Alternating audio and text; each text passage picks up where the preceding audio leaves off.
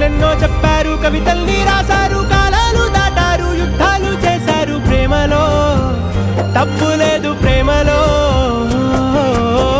వేల వేల వెన్నెలంత మీద వాలి వెలుగునంత మోయమంటే నేను ఎంత రే.